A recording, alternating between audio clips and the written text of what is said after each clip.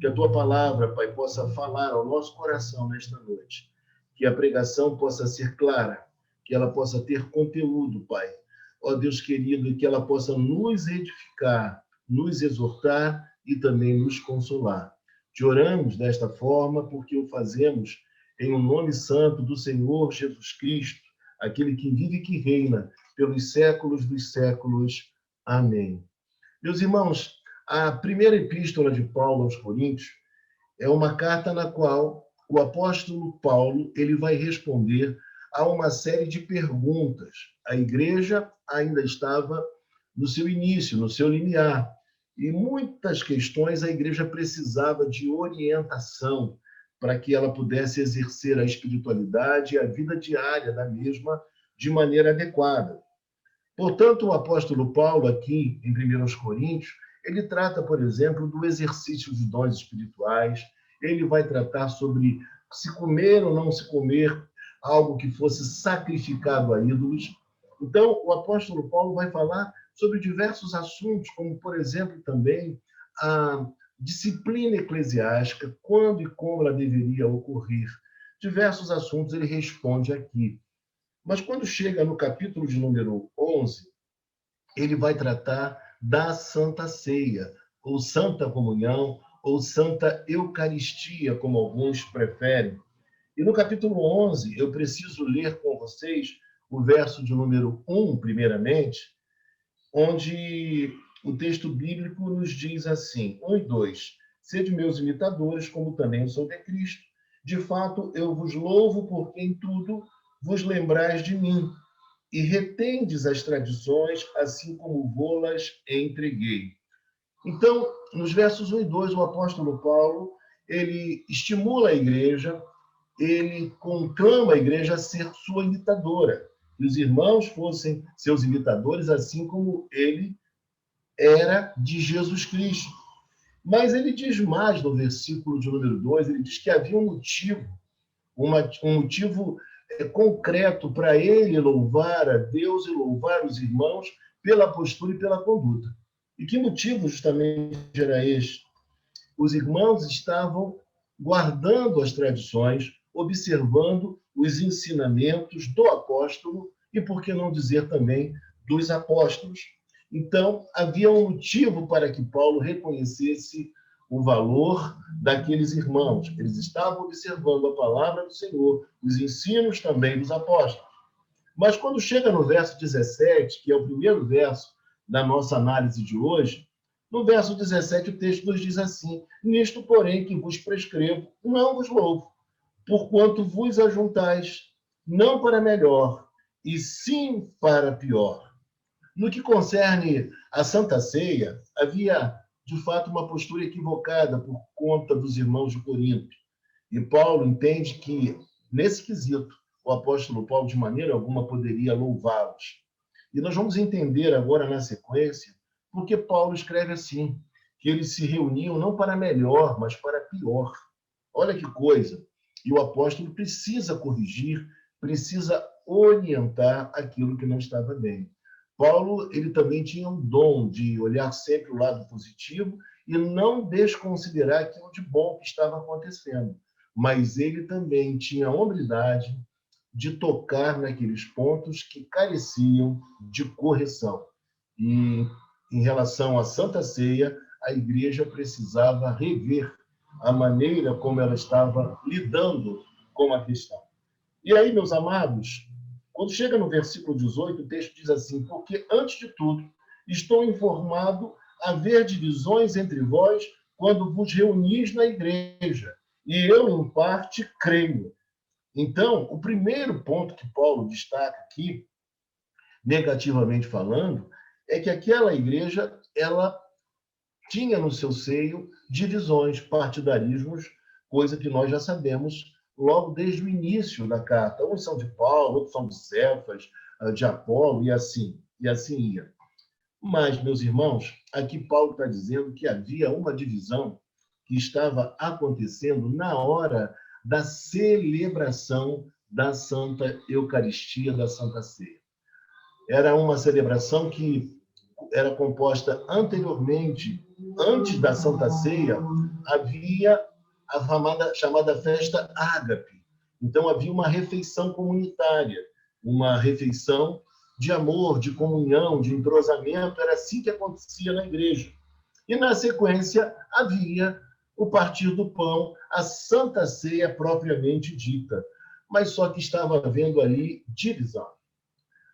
Aqueles irmãos que eram mais bem aquinhoados, eles se reuniam num lugar privilegiado, enquanto os irmãos mais empobrecidos, com uma condição social inferior, eles se reuniam no átrio. E o que era pior, meus irmãos, como nos ensina, nos informa o capítulo de número 7, versículo 26, eles estavam vivendo um tempo de fome, um tempo muito difícil, era um tempo onde a igreja precisava ser cada vez mais solidária, mais amiga, mais amorosa. Era um tempo de crise, era um tempo realmente ingrato para a igreja e para o mundo, de um modo geral, pois era um tempo de fome. E nós observamos, a partir da informação do versículo 18, que a igreja ela não podia continuar na prática que estava adotando. Essa divisão, uma igreja que, na verdade, fazia distinção entre as pessoas. Aparentemente, havia muito amor, porque todos eram convidados a participar. Mas nós veremos a seguir que havia constrangimento, que havia uma dificuldade muito grande para com aqueles que eram mais empobrecidos. E isso me chama a atenção de maneira particular, porque a Bíblia, meus irmãos amados, ela sempre teve uma grande, profunda preocupação com aqueles que são chamados de hipossuficientes. Quem são os hipossuficientes segundo a Bíblia? Nós temos, por exemplo, o estrangeiro, o órfão, a viúva realmente viúva, aqueles que eram servos e escravos, todos esses eram, de fato, pessoas hipossuficientes. Mas a Bíblia, ela contemplava os interesses, desde a Torá, os interesses dessas pessoas. Ela tinha esse cuidado. Ao mesmo tempo, também, que a Bíblia sempre protegeu o direito à propriedade. Então, quando nós olhamos hoje, inclusive fazendo uma ponte com a realidade que nós estamos vivendo, de uma sociedade polarizada, entre grupos que se digladiam, cada um querendo se mostrar melhor do que o outro, nós percebemos que a preocupação que esses grupos têm é uma preocupação que não é nova. Ela não vem do século XVIII, ela não vem da Revolução Francesa, ela é uma preocupação que já tinha o seu nascedouro nas Escrituras Sagradas. Então, ninguém pode se arrogar achando ser o detentor, a voz que clama em favor dos pobres, dos miseráveis, daqueles que sofrem. A Bíblia já fazia isso, não no século XVIII, mas desde tempos bem primitivos, como, por exemplo, no início das Escrituras Sagradas do Antigo Testamento, na chamada Torá, ou lei, recebida por Moisés. E aqui nessa igreja, na igreja de Corinto, está acontecendo um problema muito sério.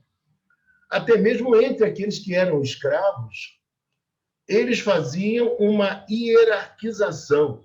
Por exemplo, Roma entendia que os escravos que eram, vamos dizer assim, gregos, eles deveriam se ocupar com o ensino, porque eles eram mais capazes para ensinar. Então, havia uma distinção até mesmo entre os escravos. Só que na Igreja do Senhor, tal procedimento é incompatível com as Escrituras Sagradas do Antigo Testamento e também pelos ensinos dos apóstolos, que eram tão claros e não aceitavam de forma alguma tal comportamento. Mas, acima de tudo isso colidia, essa postura colidia com a abnegação, com o amor, com a entrega, com a morte de Jesus Cristo, com a vida que Jesus Cristo teve, que é norteadora para o nosso comportamento, para o nosso estilo de vida. A igreja precisava viver uma real koinonia, uma verdadeira comunhão. Era isso que era necessário. Mas, infelizmente, Paulo tomou conhecimento que não estava acontecendo aquilo que deveria, de fato acontecer. E quando chegamos no versículo seguinte, o texto nos fala assim: porque até mesmo importa que haja partidos entre vós, para que também os aprovados se tornem conhecidos em vosso meio. Quando, pois, vos reunis no mesmo lugar, não é a santa ceia ou a ceia do Senhor que comeis. Paulo está observando que a postura deles denunciava que eles não estavam celebrando a Santa Ceia. Era uma refeição, mas ela não cumpria o objetivo estabelecido por Deus. Ora, eles estavam pensando muito mais em si do que pensando no outro, do que pensando na comunhão, do que pensando justamente que a igreja caminhasse bem e houvesse um acolhimento geral de todos. Não, havia uma divisão de lugares onde eles ficariam. Alguns ficavam no átrio, os que eram mais pobres, os que eram escravos, e aqueles outros ficavam em lugares melhores, em outro ambiente. E quando a gente olha para o texto bíblico, o texto vai nos dizer assim, veja comigo, versículo 21, porque ao comerdes, cada um toma antecipadamente a sua própria ceia. Ou seja, aqueles que tinham uma condição privilegiada, eles levavam a sua própria comida e, em vez de compartilhar, o que eles faziam? Eles mesmos já se antecipavam e comiam, sem esperar uns pelos outros. Era assim que eles procediam. E dentro da visão cristã, o que nós entendemos é que um irmão que pode mais, ele deve contribuir com mais. O irmão que pode menos, ele vai ajudar, ele vai participar também dentro das suas condições, proporcionalmente falando. Então, vamos dizer assim, o irmão que tenha muitos recursos, ele vai trazer um prato que seja mais caro, mas o irmão que pode menos, nós não lançaremos sobre ele um grande peso. Ele vai trazer aquilo que ele puder trazer. E se não puder trazer nada, ele também vai participar da mesma forma da comunhão santa. Ele vai participar de tudo aquilo que foi trazido para a refeição chamada ágape.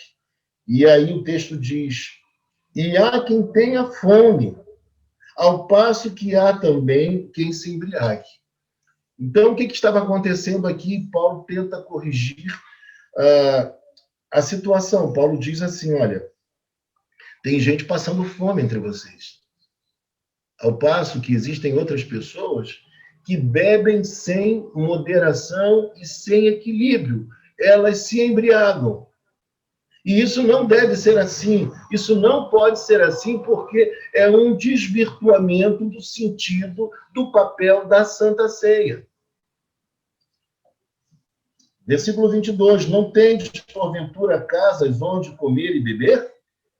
Ou menosprezais a igreja de Deus e envergonhais os que nada têm? Que vos direi? Louvar-vos-ei? Nisto certamente não vos louvo. E Paulo aqui é taxativo, ele é contundente, ele diz que não poderia apoiar tal atitude, ele não poderia louvar aquele comportamento. E cabia a ele corrigir um procedimento que poderia trazer uma divisão ainda mais acentuada no seio da comunidade. Versículo seguinte, versículo 23. Porque eu recebi do Senhor o que também vos entreguei. Que o Senhor Jesus, na noite em que foi traído, tomou o pão. No versículo 23, Paulo, ele vai explicitar como deveria ser a Santa Ceia, a partir do verso 23. Mas uma coisa muito importante dizer é que o registro contido no versículo 23, ele antecede aos evangelhos. Porque a epístola foi escrita, não só essa, mas as demais também, elas foram escritas e registradas antes dos evangelhos. Então, esse texto aqui precede os evangelhos, mas Paulo diz que o que ele vai orientar a igreja, o que ele orienta a igreja, não é algo que surgiu na sua mente, mas é algo que lhe foi revelado pelo próprio Senhor. É isso que Paulo está dizendo. Olha, o que eu estou prescrevendo a vocês, orientando a vocês, foi o próprio Senhor quem me revelou. Então, eles deveriam obedecer e seguir. E aí, meu amado irmão, minha amada irmã, nós vamos também pensar aqui, a partir do versículo 23, sobre esses dois elementos, o pão e o vinho.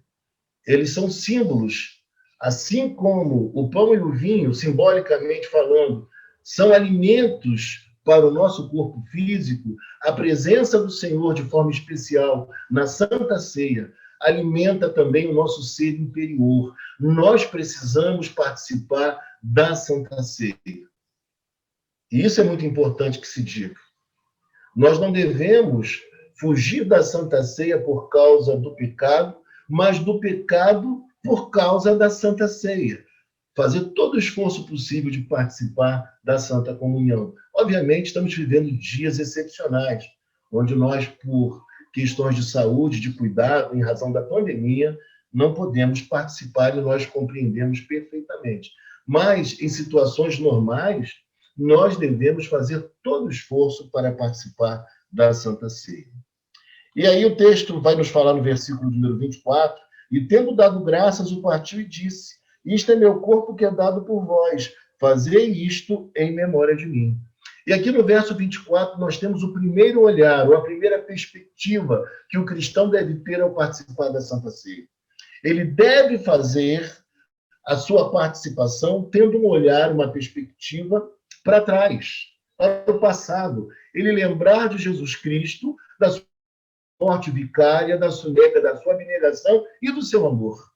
Ele não deve lembrar dos grandes feitos, dos milagres, dos prodígios, sinais e maravilhas, mas a Bíblia nos orienta a lembrar do seu martírio, da sua entrega. É isso que nós devemos fazer. O primeiro olhar é um olhar para trás. E para participarmos devidamente da Eucaristia ou da Santa Ceia, nós precisamos, primeiramente, olhar para trás e lembrar desse grande amor com o qual Jesus Cristo nos amou, se entregando na cruz do Calvário. Esse é o primeiro olhar. Quando chegamos no verso 25, o texto diz assim, por semelhante modo, depois de haver ceado, tomou também o cálice, dizendo, este cálice é a nova aliança no meu sangue. O terceiro cálice. No terceiro cálice da Páscoa, o Senhor inaugura a nova aliança, o chamado cálice da bênção, a aliança que produz em nós realmente a salvação concreta. E o texto nos fala, este cálice é a nova aliança no meu sangue, fazei isto todas as vezes que o beberdes em memória de mim. E que coisa importante de nós pensarmos aqui, né? Então, tudo isso tem a ver com um memorial, mas não é apenas um memorial. Nós desfrutamos da presença verdadeira espiritual do Senhor de maneira toda especial no momento da Santa Ceia. Por isso, nós não devemos nos apartar da Santa Ceia. Se cometemos algum pecado, algum deslize, nós precisamos nos dobrar, nos quedar e pedir perdão a Deus. E assim participar. Porque todas as vezes que o comerdes este pão, porque todas as vezes que comerdes este pão e beberdes o cálice, anunciais a morte do Senhor até que ele venha. Aqui nós temos o segundo olhar que se faz necessário para que participemos da Santa Ceia da maneira devida. Nós precisamos olhar para frente. Maranata, ora vem, Senhor Jesus. Eu preciso ansiar pelo retorno de Cristo. Por mais que a minha vida esteja excelente, por mais que a minha vida seja muito boa, por mais que eu esteja saudável, eu preciso desejar que o Senhor retorne. Eu preciso compreender que, por mais que meu momento seja bom, sempre ao meu lado alguém vai estar sofrendo. Portanto, aquela felicidade preconizada por muitos, ela inexiste. Uma ausência completa de dores, de problemas, de lutas, não, isso não acontece.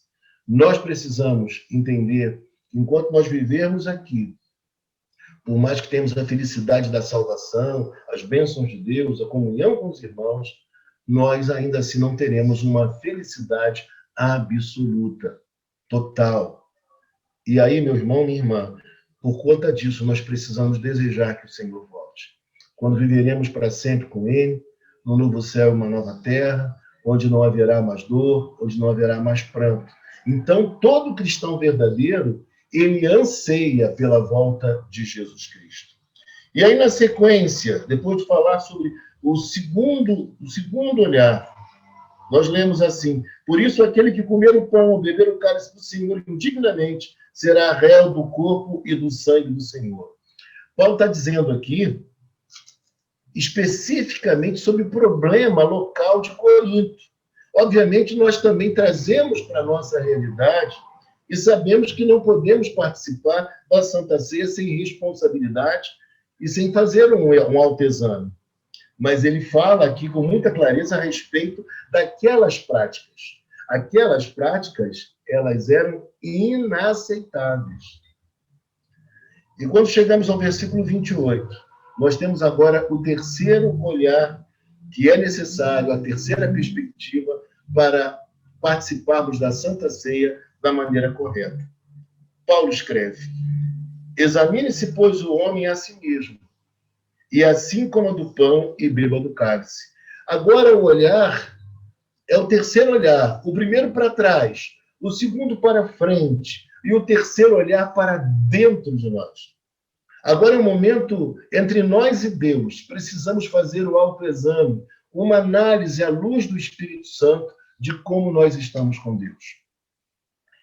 Agora eu tenho que pensar em mim, me colocar diante de Deus e pedir ao Espírito Santo que o Espírito Santo me mostre o que está bem e o que está mal na minha vida.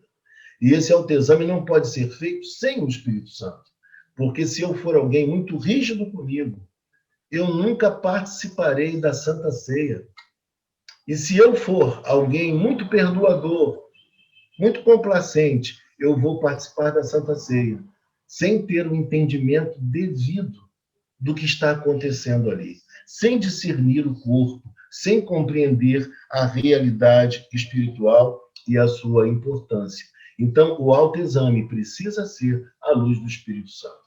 E como disse João Calvino, não existe como participar da Santa Ceia nos achando dignos. Então, ele fala que a única maneira digna de participar da Santa Ceia é reconhecendo a nossa própria indignidade. Nós não temos méritos, nós não somos dignos de participar dela, a não ser pelo fato de Cristo ter se entregado por nós, ter nos amado, ter nos dado um novo coração e ter nos convidado, nos aproximado dessa mesa santa, pelo seu sangue vertido na cruz do Calvário. Então, assim, nós podemos participar sem medo e provar da excelência da presença do nosso Senhor. É isso que nós precisamos compreender. E aí o texto diz, veja comigo, pois quem come e bebe sem discernir o corpo, come e bebe juízo para si.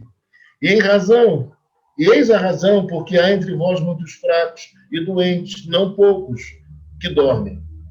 Paulo está dizendo que o motivo de muita gente estar doente naquela igreja e também alguns chegarem a óbito se devia ao fato deles estarem se comportando como estavam fazendo. O que não significa dizer que toda pessoa que sofre e que esteja, por exemplo, doente ou que tenha perdido a vida, que essa pessoa foi tomada por Deus porque ela estava mal espiritualmente ou porque ela estava incorrendo em algum pecado grave. Não é isso que o texto quer dizer. É bom deixar muito claro. Mas o que Paulo quer mostrar para nós é que o Senhor entende, como alguém escreveu, que algumas pessoas, elas são cristãs e são salvas, mas elas não estão aptas para testemunhar de Cristo na face da terra.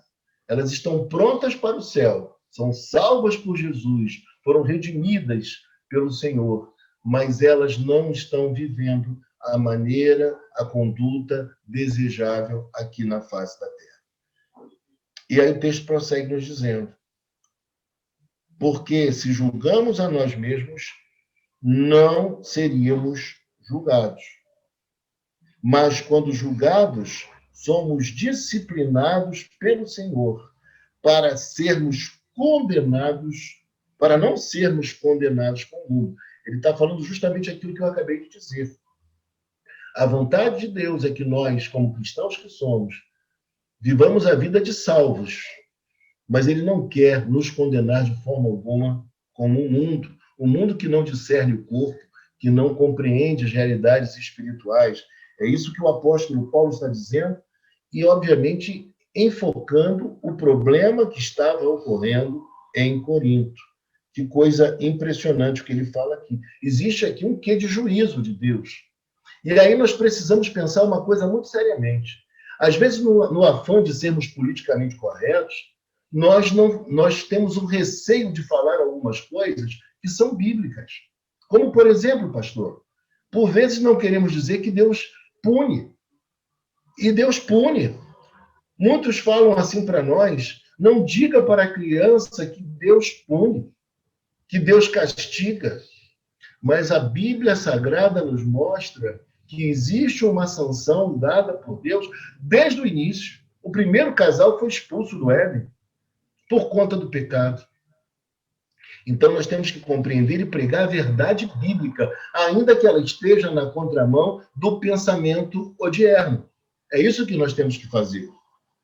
E o texto prossegue a nos dizer assim, vejam comigo, assim, pois, irmãos meus, quando vos reunis para comer, esperai uns pelos outros. Paulo está disciplinando e mostrando que eles deveriam esperar uns pelos outros e participar conjuntamente.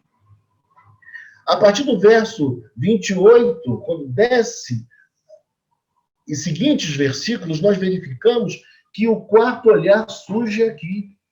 Quando não discernimos o corpo de Cristo, nós estamos deixando de ver que ele salvou pessoas que estão no entorno da mesa, ainda que diferentes de nós, ainda que com pensamentos diferentes dos nossos, com percepções antagônicas às nossas.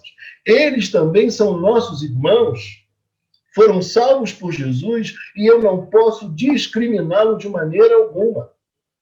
Eu preciso compreender que, por mais que seja difícil esse relacionamento, porque são muito diferentes de nós, eles também são irmãos e habitarão a nova realidade que há de surgir, o novo céu e a nova terra, juntamente conosco.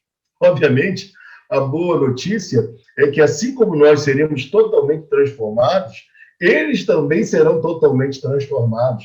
Então, será possível a nossa convivência perfeitamente harmoniosa. Nós não podemos desconsiderar pessoas porque elas não possuem a condição financeira que nós temos. Não podemos discriminar pessoas que estão vivendo um momento adverso na vida. Não podemos cerceá-las em sua liberdade e impedi-las ou dificultá-las na comunhão conosco. Nada disso pode acontecer na igreja. Não podemos fazer distinções pela cor da pele, pela intelectualidade ou não, pela formação intelectual ou não. Tudo isso não pode ser base para a discriminação, porque isso fere a Jesus Cristo. Fere aquele que se entregou e se doou por nós. E quem nos conhece, quem conhece a Igreja de Cristo, e aqui eu posso falar pela Betel, a nossa igreja, ela não tem por hábito fazer esse tipo de discriminação.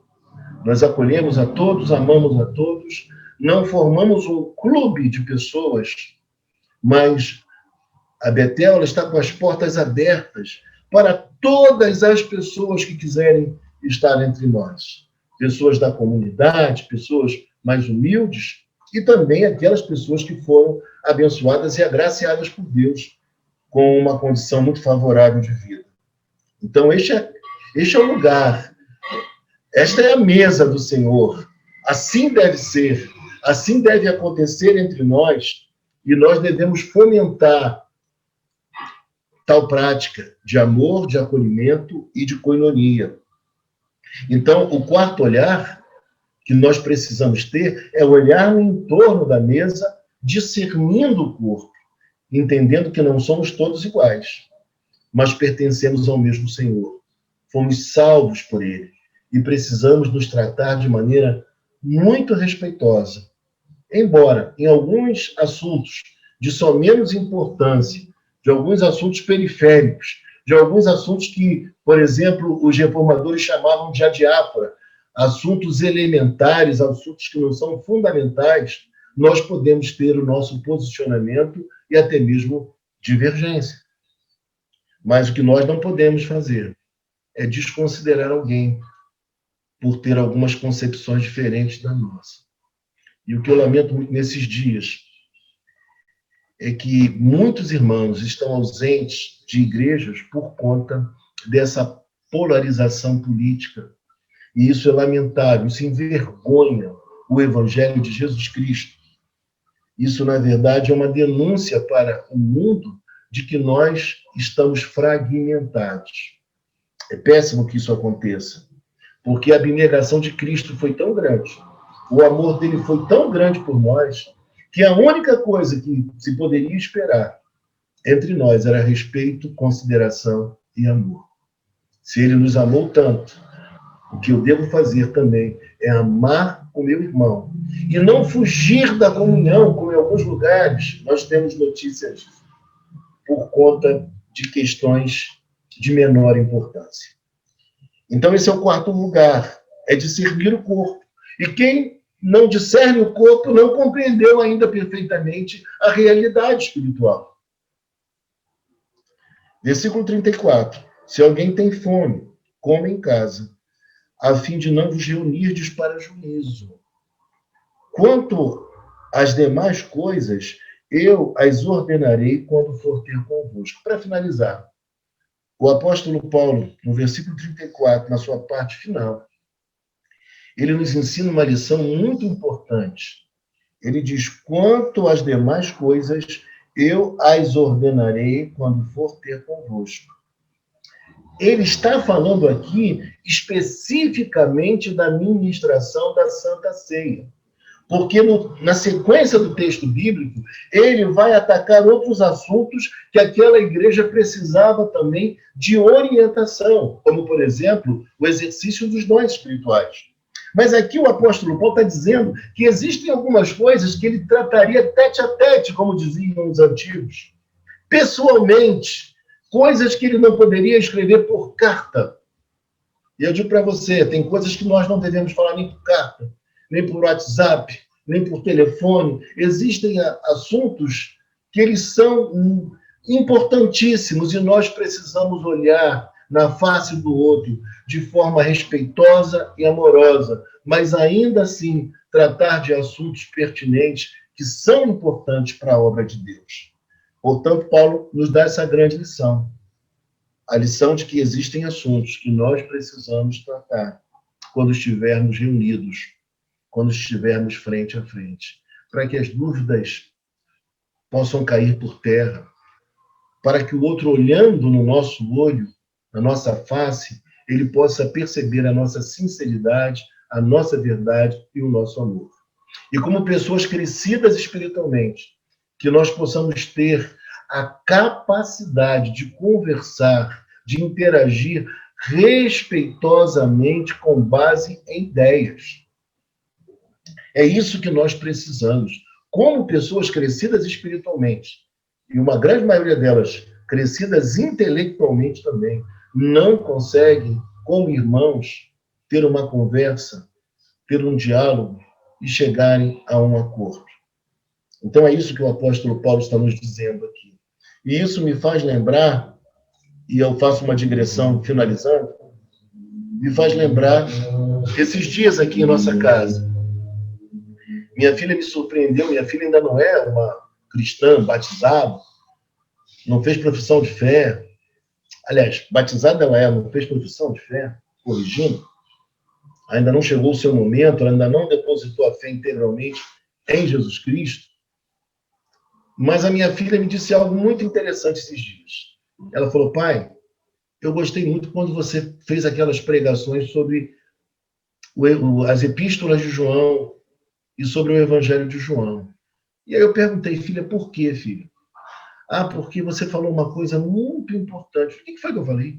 Quero saber, né? Uma adolescente, o que está pensando? Ela me disse assim, pai, quando você falou que o apóstolo João, ele antes era conhecido como o filho do trovão, ou um dos filhos do trovão. E, posteriormente, ele passou a ser reconhecido como o apóstolo do amor. O apóstolo do amor.